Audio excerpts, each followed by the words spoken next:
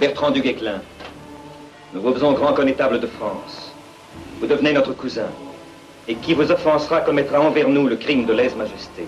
Nous vous remettons l'insigne de votre charge. Cette épée à poignée d'or émaillée de nos fleurs de lys.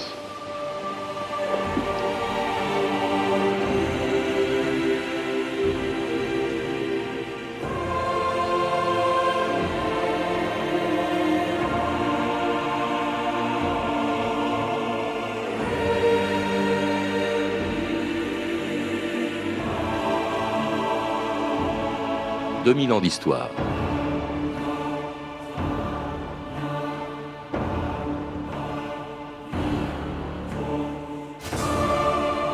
En 1429, en Bretagne, le seigneur de Laval remettait de la part de Jeanne d'Arc un anneau d'or à la veuve d'un homme mort 40 ans plus tôt, Bertrand du Guesclin. Par ce cadeau envoyé au lendemain du jour où elle prenait Orléans, Jeanne d'Arc rendait ainsi hommage à ce Breton qui est avec elle une des figures les plus extraordinaires de la guerre de 100 ans. Né en 1320 à Bron, non loin de Saint-Brieuc, où nous nous trouvons aujourd'hui, du Guesclin n'avait pourtant rien d'un futur connétable de France, issu d'une famille de petite noblesse, prodigieusement laid, brutal, bagarreur et ne sachant ni lire ni écrire. Il n'était jusqu'à 37 ans qu'un petit chef de bande de la forêt de Brocéliande, avant de devenir un des plus grands soldats de tous les temps. Je ne suis qu'un chef de bande en forêt. Ne soyez pas ingrat envers la forêt, Bertrand. En vous portant dans son ventre, comme celle qui dort ici, elle vous a donné sa force. Son rôle est fini, votre vraie vie commence. Vous allez être armé chevalier. Et à la fin de votre veillée d'armes, ce ne sera plus le chef de bande qui se relèvera, mais le capitaine qui commandera un jour les armées de Bretagne et de France. Qu'il en soit ainsi. Jean-Christophe Cassard, bonjour. Bonjour. Vous êtes historien, maître de conférences à l'université de Brest. Et puis alors aujourd'hui, puisque nous sommes à Saint-Brieuc, nous allons parler d'un Breton très célèbre, mais que certains Bretons considèrent pourtant un peu comme un traître, puisqu'il faut rappeler quand même que sa statue à Bron a été plastiquée, je crois, à peu près 3 fois, comme un McDo, quoi. Oui, enfin, elle n'existe plus maintenant. Il reste plus que le socle de la statue.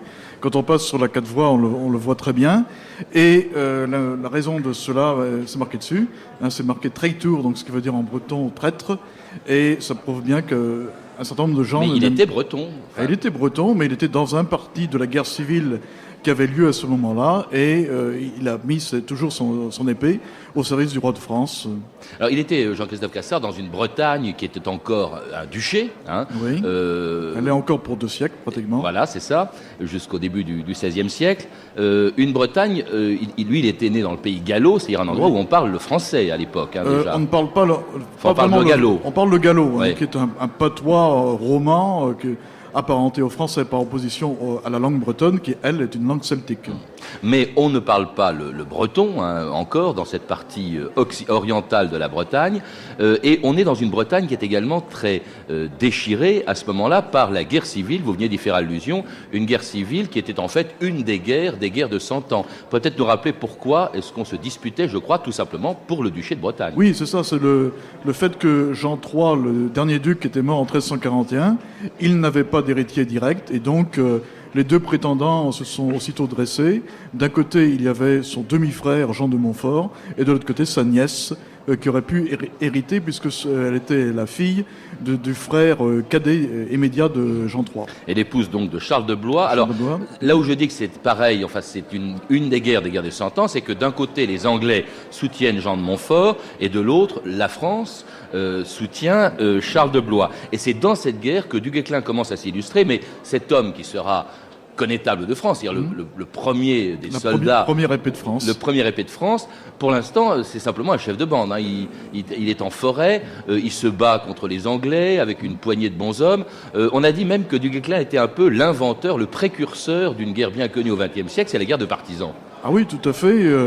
La technique de du Guesclin, ça n'a jamais été celle d'un grand capitaine ou d'un général même, mais plutôt d'un chef de bande qui montait des coups. Là, il pouvait être génial sur des opérations extrêmement ponctuelles, mais qui vraiment se rapproche de la guerre de partisans. Et puis, il faut dire aussi que ça a été largement illustré par l'œuvre de Cuvelier, qui était le trouvère qui nous a laissé sa vie. Donc, il a bien insisté là-dessus. Oui. Alors, on en parlera dans quelques instants avec la revue de texte, bien sûr, mais jusqu'en 1357, personne ne le connaît vraiment. Non. Sa réputation ne dépasse pas la forêt de Brocéliande. Et puis, à un moment donné, donc effectivement, il y a le siège de Rennes. Là, on commence à parler de lui, y compris à la cour, y compris à Paris. Le roi de France entend parler de lui, enfin plutôt le futur Charles V, qui gouverne la France à l'époque, puisque son père, Jean le Bon, était en prison en Angleterre. Et puis alors, il est armé chevalier à un moment vraiment où la France est dans une sacrée mauvaise situation, Jean-Christophe Cassard. Ah oui, tout à fait, parce que là, l'armée anglaise était vraiment une armée de professionnels. Elle avait eu à faire face à une armée française qui était composée de chevaliers plus ou moins dilettantes qui n'avaient pas fait la guerre depuis un siècle ou un siècle et demi.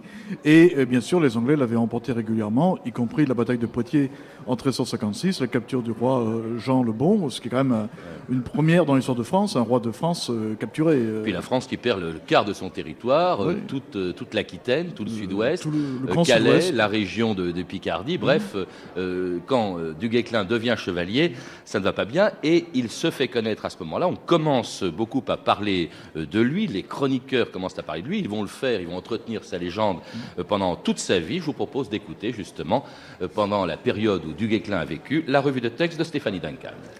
Dès sa naissance, le petit Bertrand apprend que pour survivre, il va falloir se bagarrer. D'abord, il n'est pas vraiment joli garçon.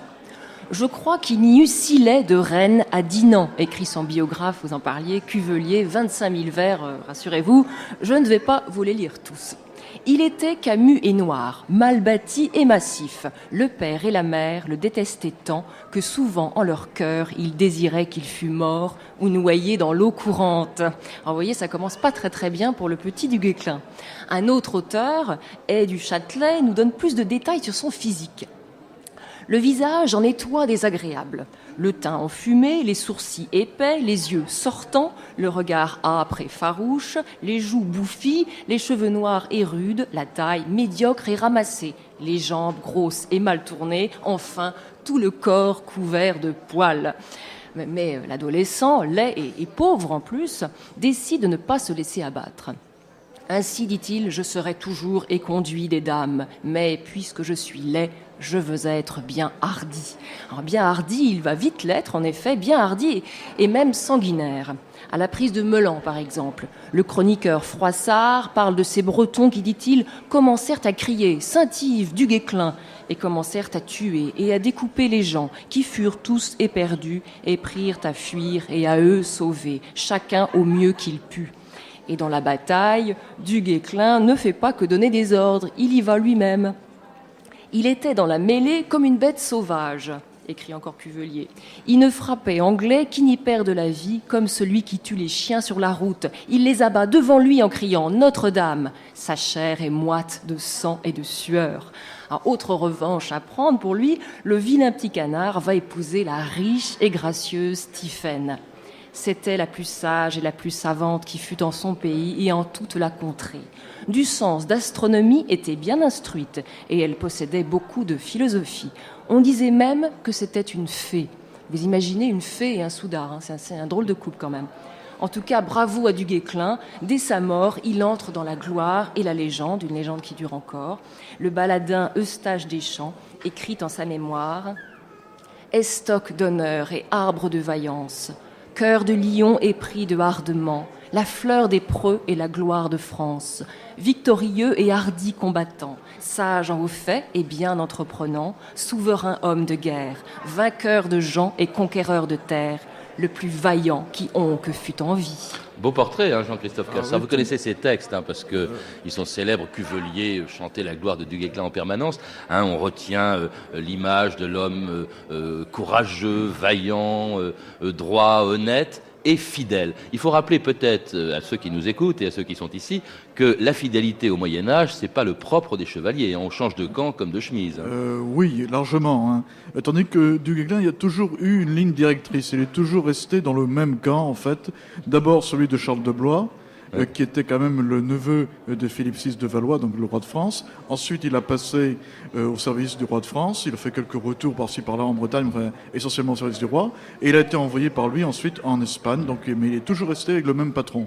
Alors, au service de Charles V, donc le futur Charles V, il n'est pas encore roi, mais il va effectivement, d'ailleurs la veille du sacre de Charles V, lorsque le père de Charles V, Jean le Bon, est mort, il va remporter une extraordinaire victoire. On parle très peu des petites batailles de la guerre de 100 ans, hein. On parle toujours de Poitiers, de Azincourt, de Crécy. On parle peu de ces petites batailles, et là il était extraordinaire.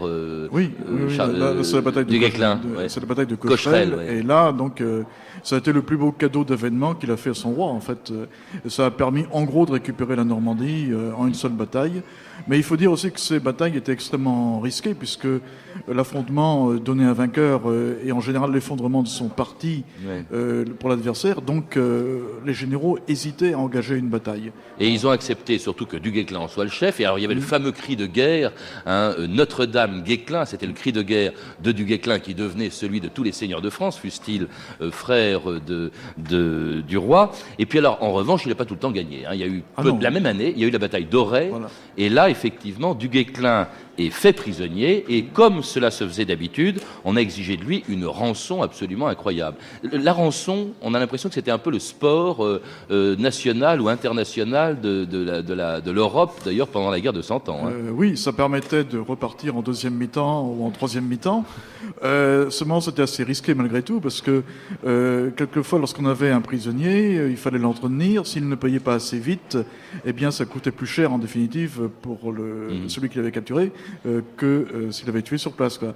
Bon, donc, mais enfin, c'est vrai que du Guesclin, alors, on dit, ça c'est plus ou moins la légende, que comme il avait ses arrières qui étaient bien assurées par le roi de France, il aurait déclaré, bon, fixez le prix de ma rançon, toutes les dames de France vont tisser pour moi, vont broder pour moi. Oui, mais ce qu'il y avait d'extraordinaire surtout, c'est que quand on demandait une rançon, le chevalier pouvait partir, il était en liberté sur parole, si je puis dire, mais il n'avait pas le droit de se battre, et il tenait parole, et en attendant que la rançon soit versée. Et c'est ce que faisait régulièrement du Guesclin, donc dont la rançon, après Auray en 1364, est payée par le roi de France, qui lui demande aussitôt, parce que c'était pas désintéressé, de chasser de France. Alors ce qui était vraiment un fléau, hein, c'était pire que la peste noire, qui sévissait d'ailleurs à cette époque-là, c'était les grandes compagnies. C'était quoi les grandes compagnies, Jean-Christophe ? Alors les grandes compagnies, c'était en fait l'armée qui avait été l'armée régulière du roi de France, qui était composée par des mercenaires, donc d'originaires de la noblesse pour l'essentiel, mais aussi des gens du peuple simplement,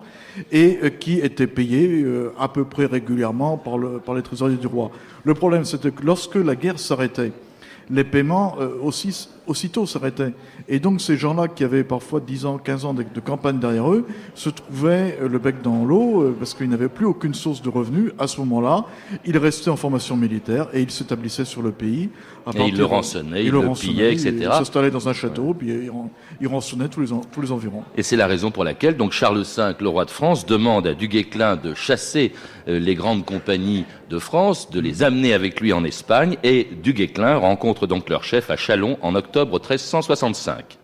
Je suis venu à vous de par le roi qui tient la France, pour vous emmener sur les païens, une sainte entreprise qui nous vaudra l'absolution de nos péchés. C'est en Espagne que je veux vous mener. Vous serez bien payé. Je vous ferai délivrer par le roi de France 100 000 florins d'or. Au pape, avec l'absolution, je demanderai une aumône de 200 000 doublons d'or. Dis-nous, Guesclin, que veut ton roi de France? Nous faire suer Dieu sait quel soir? Nous mener noyer comme un chien galeux?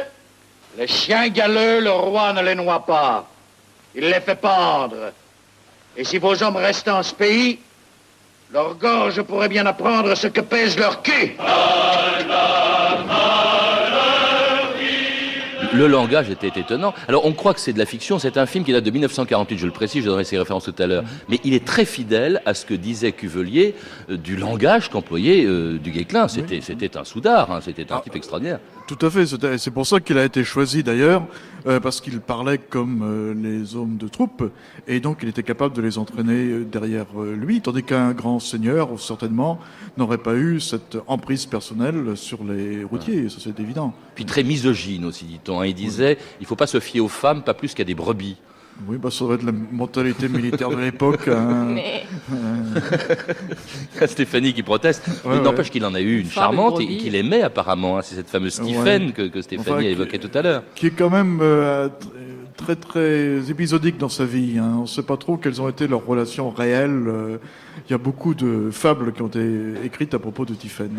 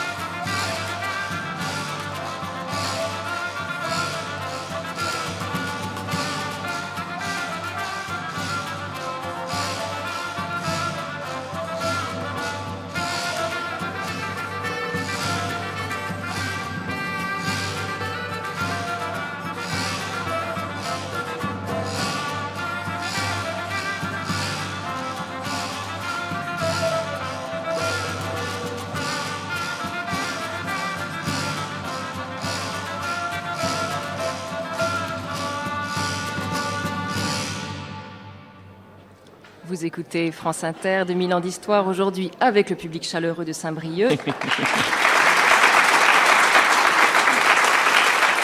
Aujourd'hui donc, du Guesclin.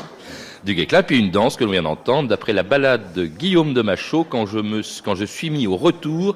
Guillaume de Machaut qui était un contemporain de du Guesclin. Alors du Guesclin donc qui part avec ses fameuses compagnies en Espagne. Et là aussi il y a une guerre dont on parle peu aujourd'hui, qui était aussi un épisode de la guerre de 100 ans, Jean-Christophe Cassard, qui est un peu compliqué. Oui. C'est un peu comme la guerre de succession de Bretagne. C'est ça, c'est dans le royaume de Castille, il y a les deux frères ennemis qui s'affrontent pour la place de roi.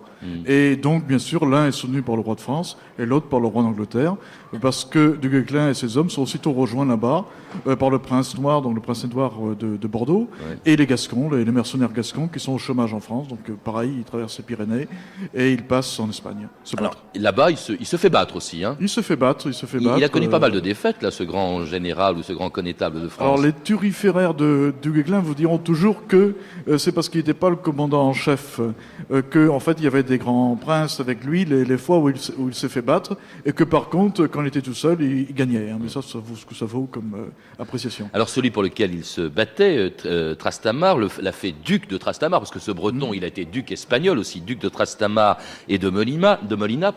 Sa renommée est internationale. Il en est tellement conscient que lorsqu'il est fait prisonnier par le prince noir, eh bien, il fixe lui-même le montant de sa rançon, un montant inégalé pour l'époque. Messire, le prince noir. Or ça, messire Bertrand, comment allez-vous? Cela n'alla jamais mieux, monseigneur. Je suis le plus honoré chevalier du monde. On dit dans le royaume de France et ailleurs que vous me redoutez tant que vous n'osez me mettre en rançon. Voir, messire Bertrand, pensez-vous que nous vous redoutions pour votre chevalerie? Fixez vous-même votre rançon. Fût-ce un fétu de paille, je m'en contenterai. N'ayez crainte, monseigneur. Je ne me taxerai point trop bas. De pauvre chevalier que je suis, je m'estime à 100 000 florins d'or. Je vous aurais tenu quitte pour le quart. Le roi de France m'avancera cette œuvre. Et j'ose me vanter que si je trouvais auprès de lui aucun secours, une fille de France qui a son rouet n'userait ses doigts jusqu'à l'os pour gagner ma finance et m'acheter hors de vos mains. Je le veux croire pour vous. Alors 100 000 florins d'or, Jean-Christophe Cassard, ça voulait dire 460 kilos d'or. Je crois qu'on n'avait jamais payé si cher pour libérer un chevalier. Ah oui, sûrement, oui, même un prince. Un prince, oui. Mais le problème, c'est que, en fait, du Guesclin était vraiment instrumentalisé par la royauté. C'était le symbole même de la reconquête militaire, et donc que c'était la star de l'époque. Donc, qu'est-ce qu'on paierait aujourd'hui pour un joueur de tennis Voilà, c'était ouais. Bon, ce serait des sommes faramineuses. C'était le Barthès de l'époque, quoi. Voilà. Sauf qu'il mettait pas des buts, ou plutôt il les arrêtait pas, mais il donnait des coups d'épée. Mais il était bouffi d'importance, on le sent bien quand même. Hein. Je m'évalue à 460 kilos d'or, à 100 000 florins d'or. C'est ce qu'on lui a reproché. Il y a très peu d'historiens, on dit du mal du Guesclin. Il y en a un quand même au XXe siècle qui s'appelait Édouard Perret, qui disait qu'effectivement il était bouffi d'importance, vaniteux, qu'il n'était pas si bon général que ça. Oui, sa carrière était quand même discutée. Hein. Mais il faut voir que du Guesclin, c'est quelqu'un qui est analphabète, hein, qui ne sait peut-être vaguement déchiffrer quelques mots, mais à peine, qui ne s'est pas signé, qui est vraiment un Russe. Et donc, cette situation lui a monté à la tête, en quelque sorte. Et le roi de France, derrière, le pousse, en fait un symbole de son vivant. Oui, parce que ça lui monte pas à la tête tout seul. Il faut rappeler donc qu'il est libéré grâce, effectivement, à l'argent du roi de France, Charles V. Et Charles V, en 1370, le fait connétable de France. Jamais on n'avait vu quelqu'un... Bon, c'était de moyenne noblesse, la famille du Guesclin, mais on n'avait jamais vu quelqu'un de ce niveau de noblesse, suivi de ce lignage, devenir le chef de l'ensemble des armées françaises. Ah non, c'était inimaginable. C'était de la moyenne noblesse bretonne, donc déjà, par rapport au standard français, c'était quand même nettement inférieur. Et puis, en général, on mettait des gens qui étaient quand même des capitaines reconnus. Lui était quand même plutôt toujours le chef de bande, qui était promu à ce poste de général en chef des armées françaises. Mais justement, Jean-Christophe Cassard, comment expliquer que du Guesclin ait pu à ce point être soutenu, aidé, encouragé, promu par ce roi de France, Charles V, d'ailleurs qui ne lui ressemblait pas du tout. Lui, c'était un type un peu timoré. De cabinet, un homme de cabinet. Voilà, l'explication, je crois, elle est simple, c'est qu'avec du Guesclin, il n'y avait aucun problème de concurrence politique. C'était quelqu'un qui n'avait absolument aucune ambition personnelle. Oui, autrement, il se serait méfié de quelqu'un qui aurait voulu éventuellement... Il aurait été dans l'un ou l'autre parti à la cour. Lui, c'était vraiment le militaire qui faisait uniquement la guerre, qui n'était bon qu'à ça, qui ne pensait qu'à ça. Donc, garantie absolue pour le roi de ne pas être contesté. Est-ce qu'il n'y a pas le fait aussi que, précisément, puisque nous sommes ici, c'est parce que du Guesclin était breton et que cette période-là, c'est la période aussi où Charles V, ou le roi de France, qui a reconnu finalement Jean de Montfort comme roi, comme duc de Bretagne, finit par lui confisquer son duché. Oui. Et c'est déjà un processus qui va conduire effectivement au rattachement de la Bretagne à la France. Il demande d'une certaine manière à du Guesclin de se battre contre ce fameux duc de Bretagne, contre Jean IV. Et là, du Guesclin, il est déchiré. Est-ce que je suis breton? Est-ce que je suis français? Oui, les choses sont plus compliquées que ça, parce qu'en réalité, Jean IV est parti de Bretagne parce que sa noblesse l'a obligé à partir, étant donné qu'elle faisait en gros la grève du service. Donc en 1374, Jean IV est parti. Lorsque le roi a confisqué officiellement la Bretagne, et là il y a eu une levée de boucliers, on a donné l'ordre à du Guesclin d'aller sur le terrain appliquer la décision, et en fait il est venu en Bretagne, mais il n'a rien fait. Parce qu'il s'est rendu compte quand même que s'il intervenait, c'était reparti pour une autre guerre civile. Et il refusait de porter les armes contre les Bretons, contre lui. Contre ses amis, en fait, qui étaient aussi intéressés à garder malgré tout un duc présentable pour le roi et pour eux-mêmes. D'où l'absurdité, au fond, des attentats contre la statue du Guesclin ces dernières années. Parce qu'en fait, il n'a pas trahi la Bretagne. Non. C'était un symbole qui a été utilisé ensuite par la propagande française pour dire aux Bretons, vous voyez, vous avez un ancêtre militaire illustre, soyez comme lui, quoi. Alors, pour éviter quand même que du Guesclin ne perde son temps en Bretagne, Charles V l'envoie dans le sud de la France. Là, il récupère pratiquement tout ce qui a été perdu pendant la guerre de 100 ans. Et puis, alors, il meurt à Châteauneuf-de-Randon. Il meurt en faisant, évidemment, c'est normal, c'est un militaire, il meurt en combattant devant Châteauneuf-de-Randon. Et là, commence une légende extraordinaire, ne serait-ce que l'enterrement, Jean-Christophe Cassard, l'enterrement du Guesclin. En fait, tout le monde s'est partagé la dépouille de du Guesclin. On n'a jamais vu ça. Oui, à ce niveau de petite noblesse, c'est tout à fait exceptionnel. Ça se faisait pour les rois, où on prenait le cadavre et puis on le coupait en plusieurs morceaux. Mais pour un simple connétable d'extraction très modeste, non. Et alors c'est vrai, c'est extraordinaire parce qu'il y a... Charles V demande tout simplement qu'il soit enterré à la basilique de Saint-Denis avec les rois de France. On n'avait jamais vu ça. Où il se trouve, où se trouve le corps, hein, le squelette. Mais là, c'était effectivement tout à fait exceptionnel. Quelqu'un qui n'était pas un prince, qui n'était pas de la famille royale, arrivé à Saint-Denis. On a vraiment voulu faire un mythe. D'ailleurs, par la suite, on a aussi inscrit parmi les preux, normalement la liste des preux était terminée, mais dans certains cas, on trouve du Guesclin qui rajoutait, quoi. Alors, on se l'est arraché, je l'ai dit. Le squelette, en fait, était inhumé à la basilique de Saint-Denis, donc près de Paris. Les entrailles au puits, les chairs bouillies à Montferrand et le cœur, pour ceux qui souhaitent y aller, c'est pas très loin, c'est à Dinan. Le cœur est à Dinan. Et là, vraiment, où se trouve d'ailleurs une des seules statues équestres, je crois, qui se trouve en Bretagne, qui est la statue du Guesclin à Dinan. Et là commence une légende qui a continué très longtemps, en fait, jusqu'au XXe siècle, jusqu'à aujourd'hui, notamment à une certaine époque où du Guesclin, on a dit, c'est comme Jeanne d'Arc, c'est le libérateur de la France. Oui, il avait quand même l'avantage d'être une Jeanne d'Arc laïque et militaire, quoi.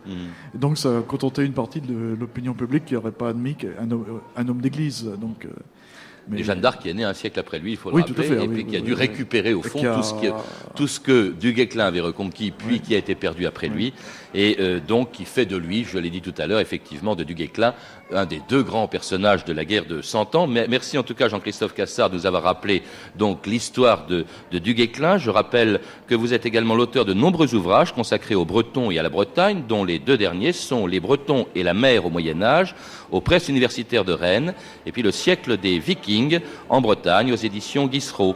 À propos de du Guesclin, je suggère également la lecture du livre de Georges Minois, Du Guesclin, une biographie très complète publiée chez Fayard, Bertrand du Guesclin, connétable de France, d'Yves Jacob chez Talandier, et puis également La Bretagne, terre d'histoire, sous la direction de Christophe Hardy chez Talandier, et l'histoire de la France, qui vient d'être réédité, un très beau livre, et dans lequel, entre autres, il y a évidemment l'histoire de la guerre de 100 ans, sous la direction de Georges Duby, aux éditions Larousse. Vous avez pu entendre des extraits du film Du Guesclin, de Bertrand de la Tour, avec Fernand Gravet dans le rôle de Du Guesclin, et Noël Roquevert dans celui de son écuyer. C'était 2000 ans d'histoire. Merci à Stéphane Devernay et à Étienne Lombrin à la technique, à Elsa Boublil et à Christine Villarcan à la documentation, à Stéphanie Duncan pour la revue de texte, à Anne Kobilac à la réalisation, et puis à tous ceux qui sont venus ici nous écouter à Saint-Brieuc. C'était une émission de Patrice Gélinet.